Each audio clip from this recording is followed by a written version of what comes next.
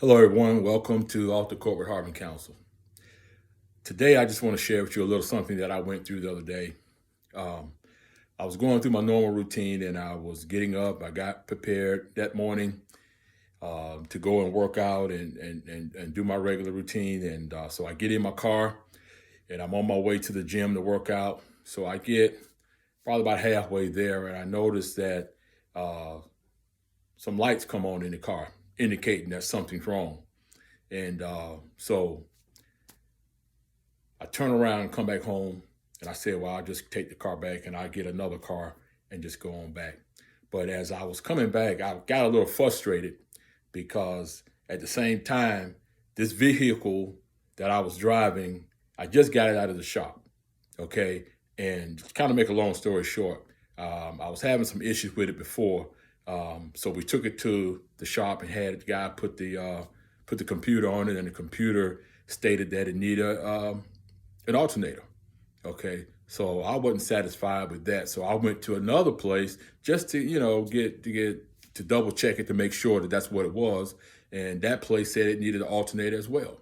So what do? I go to the parts store, I buy an alternator, I take it to the mechanic, and he puts the alternator on.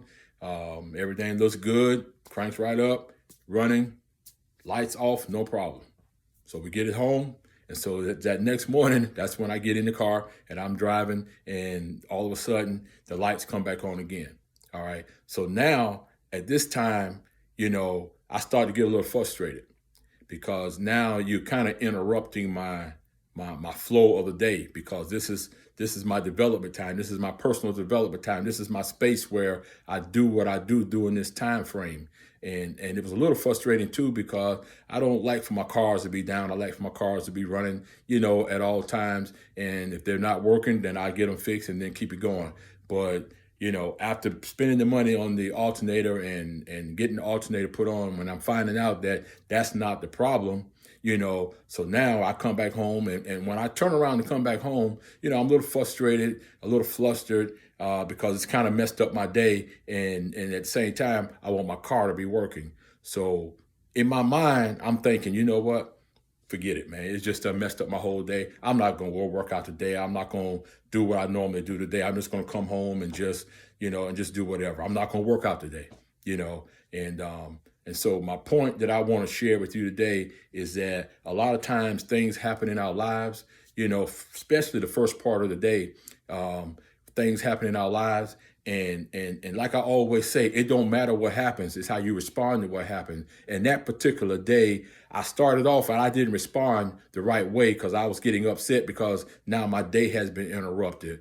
But to make a long story short, I did go and work out that day. I came back home, I switched, and I did go, but I didn't want to go, and it just made my whole day bad. And what I'm saying is that a lot of times we can let that one thing get in our way throughout the day to stop us from doing the things that we need to do, to bless us from doing the things that we need to do. So what we got to do is we got to say, okay, this is happening. All right, what's my next move? Okay, because you can't let that stop you from doing what you need to do to get to that place that you're trying to get to. Those kids don't get on the bus in time, and they call you and tell you that they missed the bus, and now you got to stop what you're doing, or get off your job and come and get them to school. Now that messes up your whole day if you allow it to mess up your whole day.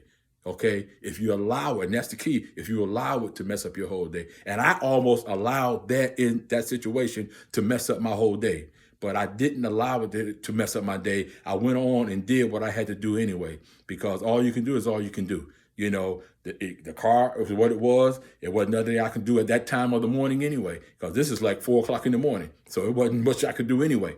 So I just brought it home and I just changed and went on. But when I came home, I told my wife about it and how I was feeling about it, and so she kind of perked me up and gave me some encouraging words to go ahead and do what you were going to do. But my point is that, you can't let things that happen